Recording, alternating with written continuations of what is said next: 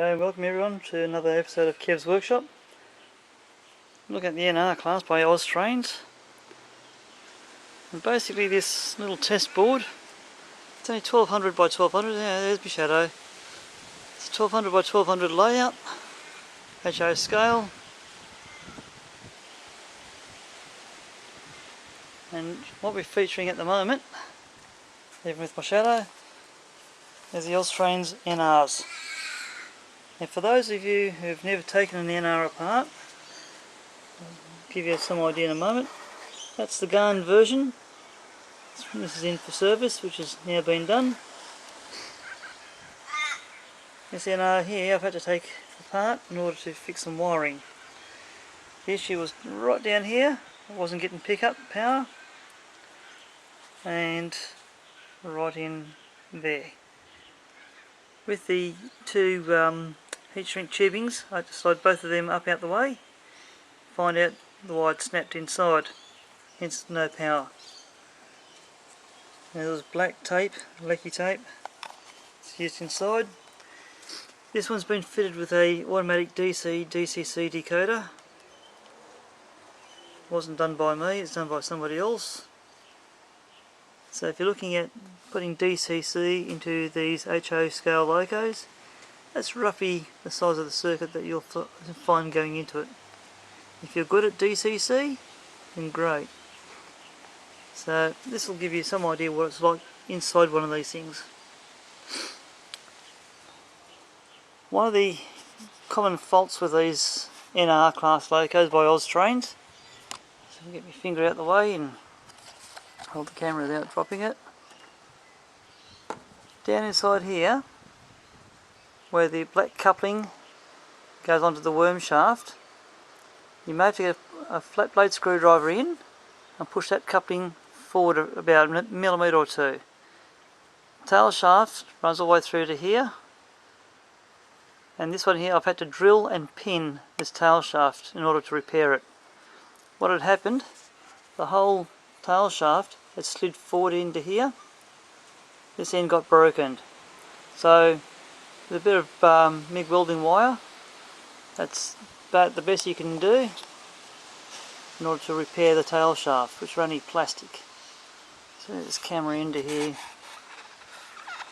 it's not easy, got a bit of scenery in the way. So that's one of your flywheels. Remember, it's a 5-pole motor, straight wound, not skew wound. There's your front flywheel and drive shaft, goes through this into here. Now if you find your front bogie is going to have the same issue as the rear bogie, get this little plastic drive unit, and you can see it right here. Put a flat blade screwdriver between the gear tower and the coupling piece, and push it back towards the motor about a millimetre or two. That should solve a lot of your issues. So that's the cab end, of course, and then to your tail end where the staircases are. In order to do this, you have to remove the handrails to get the bodywork off. Now this has already been previously done before me. That's the bodywork for this one. There should be, at this tail end, 4 clips. As you can see, there's only one. At the front here, you'll see the 2 clips here that hold the front end down. But inside the cab, there's another clip that goes inside there. I don't know if you can see that little slot there.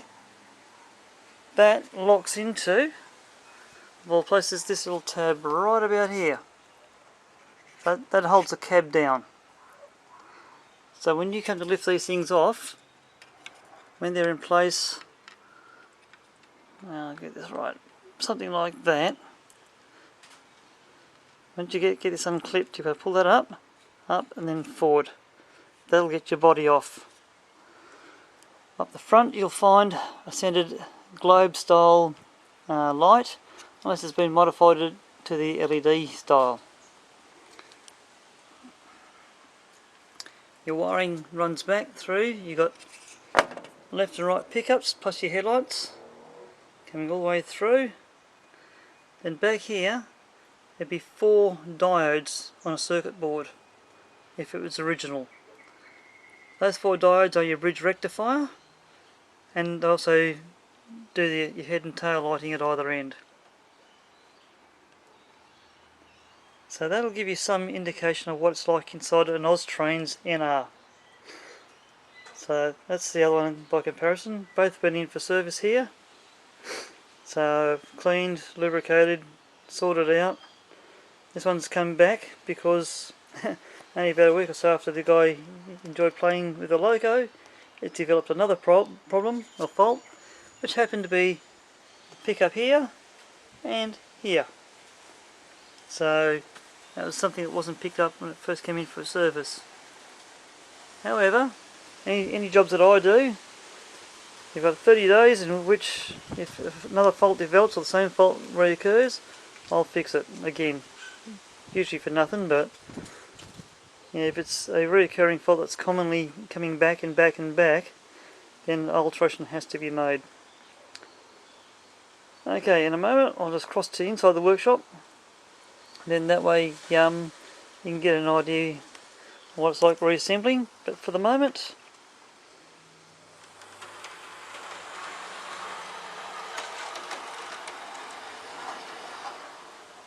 oops, the control correct. Nice silly little power mics, but anyway.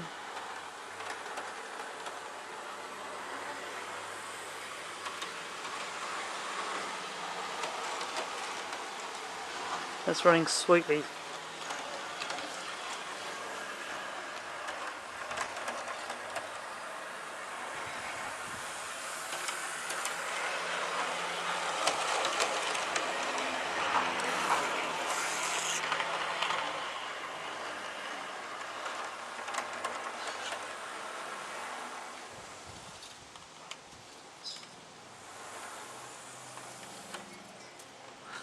Right.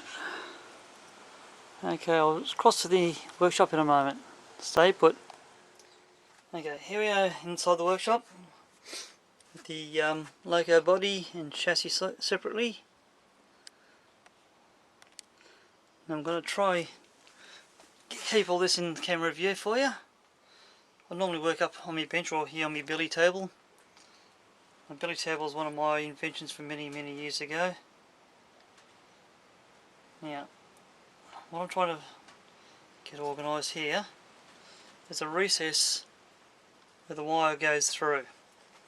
Just like up the front here, there's a recess. I'll see if I can bring this up for you. There's a little recess which the wire goes through the casting, and that allows the body to snugly fit over this bit of metal casting. Just finding the bit of the black lecky tape that doesn't want to stay put. There's a recess here for the motor wires. So you've got the pickup wires at the front bogie, motor wires, and down here 2 recesses for the rear bogie wires. Don't know if you can see any of that. But certainly this one here, that's to the rear bogie, as you can see. If that's not put in properly, you won't get the body over it.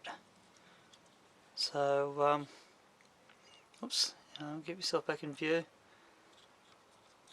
So yeah, basically, if you've got to remove this top unit, you'll find, looking underneath it, you see where the coupling goes in. Don't worry about these 2 screws, not screw holes. But when you turn this over, there's a screw inside here on both sides. You may or may not be able to see that. You've got 2 screws here, 2 screws here. So if we get that one in to show you. Alright, so you've got to remove those 4 screws here at the back. So you've got 2 and 2. Up the front you've got another 2. Alright, and to give you an idea, it's located roughly in this little gap in the handrails. So despite trying to keep all this in view for you, it is not necessarily the easiest thing to see on camera, but certainly when it comes to pulling one apart, you will get to see it. So there should be two clips at the back and two clips at the front, and then a notch inside the front wall of the cab, which goes over this little notch here on the chassis. My view looking through the camera isn't as good as what your view might be.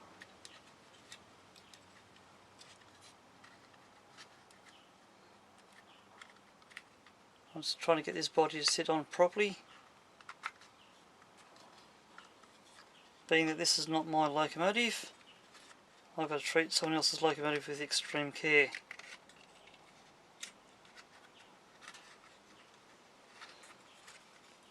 The part 2 to this video, I'm going over to the guy's house later on today, the one that owns this loco, and I'm hopefully going to get some video of his layout. And when you get to see his twists and turns of a layout, you'll see the home port for this loco and many others that he does have. That's providing he'll allow me permission to get video. I'll hopefully get one for you.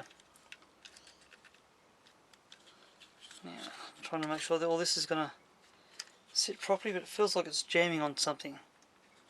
So I'm not going to force it and cause more damage. Right. Now if all 6 clips were there, they'd be all clipped in. Checking the freedom of the bogie before I go finalising everything. Freedom of the rear bogie.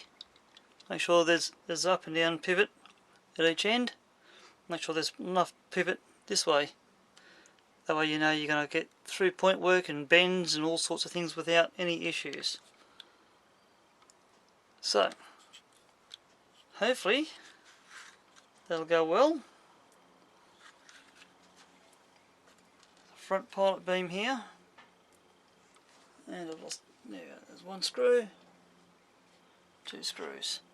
So the front pilot beam doesn't necessarily have to come off, but it does make it a lot easier to do it. 2 screw holes in the chassis, and that goes in place. It's worth having a set of tweezers on hand. That's about the best way to put these tiny little bugger screws in place, if you can see that at all. Camera's probably not going to focus in on it.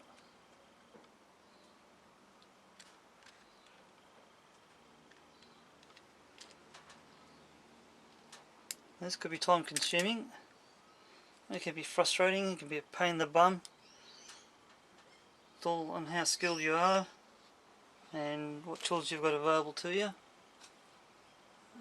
In there. I use these little Stanley jeweler's type screwdrivers with the rotating back end. It's like a little wheel on the end, so it makes it easy for resting against your finger and turning.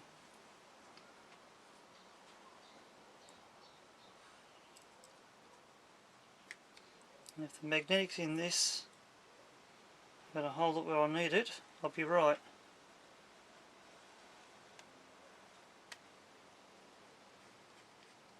One screw.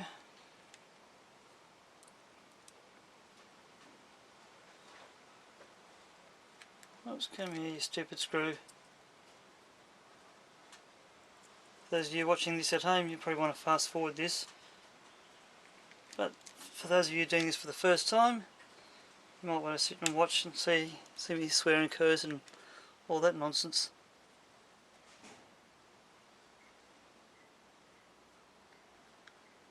Okay. Front pilot beam. I'm going to bring this up for you. You might be able to see those 2 screws that hold that front pilot beam in place. Now when I pull these things apart, like anything, I try to map it out in such a way that if I've got the cab at one end, I know which way is front, and the other end which is rear, and so on. So I'm going to fit up the rear coupling. The rear coupling is on a little mounted box like this. It can be replaced with a true KD. That's the assembly all put together. There's a trick to this. When you feed it through the back end, put it at an angle. I don't know if you can see that at all.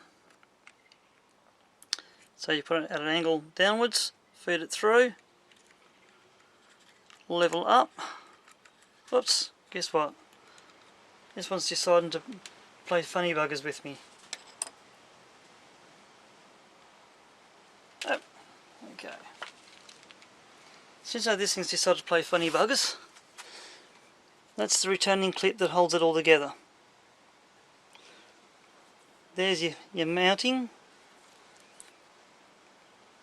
and there's your coupling. Okay, to give you an idea of the three parts to this assembly. You'll know which end goes to the coupling, which one doesn't. It's slightly different at either end. Alright, that should be the screw end. It goes into the loco body. This one here with the recessed parts on it for your clip. Plus there's a dimple on the inside. I don't know if you can see that at all. There's a dimple on the inside of this, so the retaining part goes into it. So if I can show you this, so these two match together.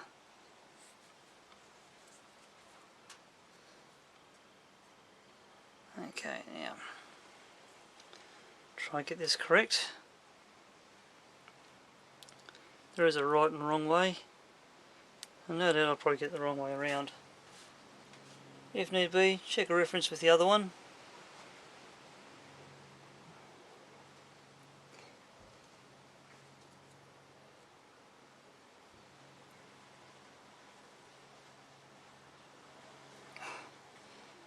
Problem is at the moment, just trying to stuff around with this being the right way.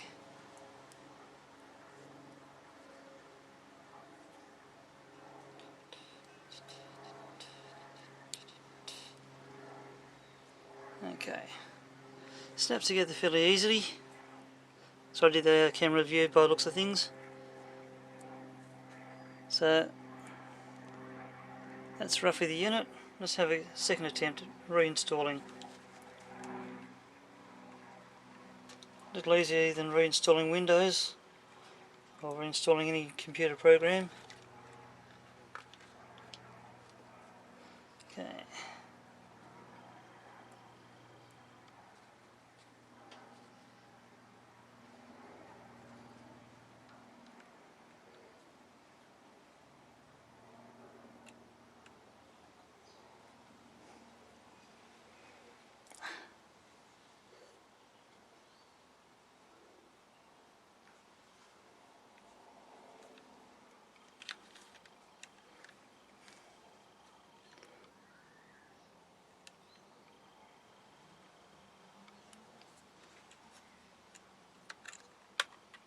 Just double check, make sure the coupling is in straight alignment, the centre line of the loco. Then we swap it end for end and do the same thing at the front. Hopefully without unclipping the retaining clip.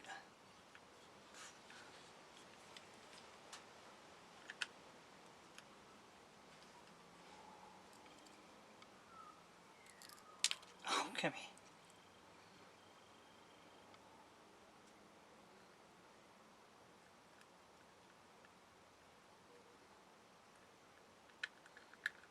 Stupid screw, get in. I've been screwed. Okay. In place, you stupid thing.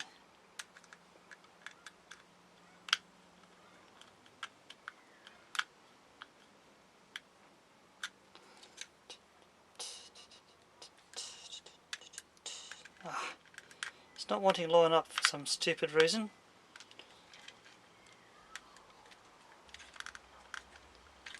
wanting to be a pain in the bum.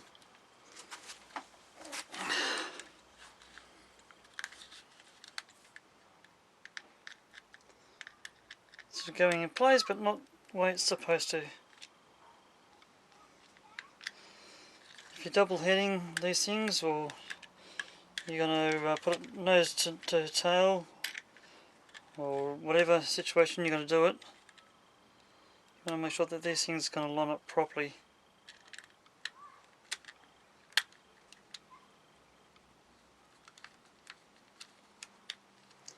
Otherwise, if your coupling doesn't sit properly, it's not going to behave.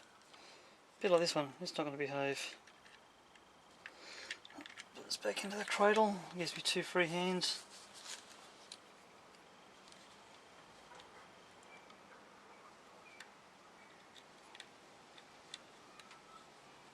Get in there and screw hole, you bugger.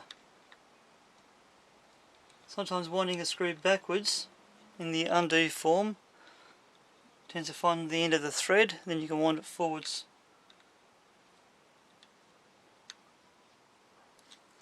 Careful not to overdo the screws because you can strip threads, especially when you're going into plastic. Okay, on a visual,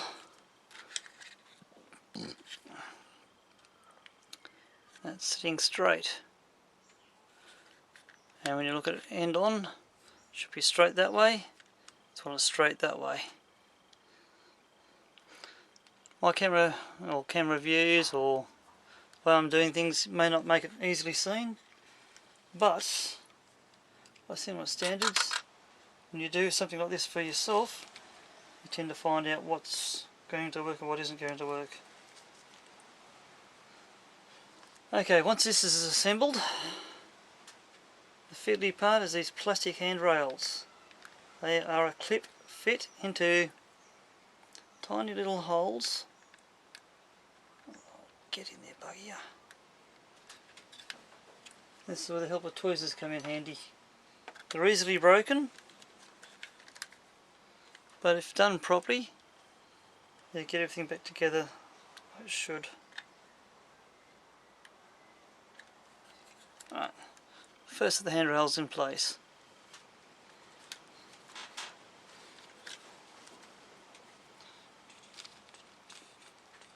I don't know who produces the sponge foam cradle.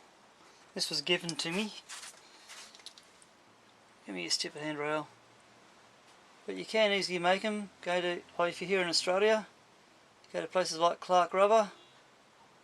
You get something that is about approximate in size. There's a solid block of sponge foam. It's easily enough done to cut it. You can use a very fine type of saw. You can use a Stanley knife. There's a variety of different ways of cutting foam, but if you're going into somewhere like Clark Rubber, where you can get this sponge foam, it's easy enough to say, look, this is what you're needing, can they cut it for you? In most cases, if they can, they will. The alternative is maybe they won't. So get this back in place. This is just about done for this side.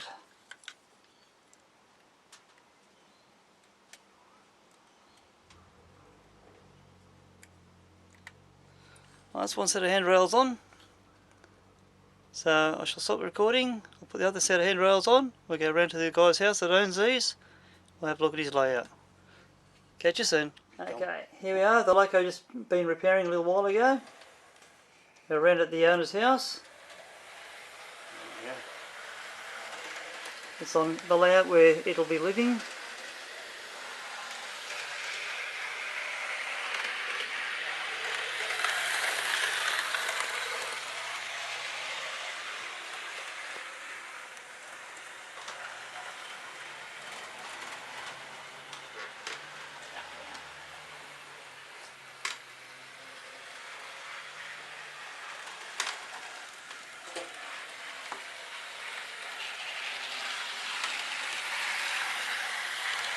As you can see, the repair job's come up kind of nice.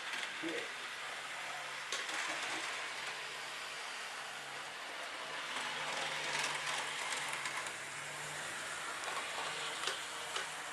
going a bit fast, probably. So you happy with that, Laurie? Beautiful, mate. Very good. How's this compared to when it was new? Never ran so well.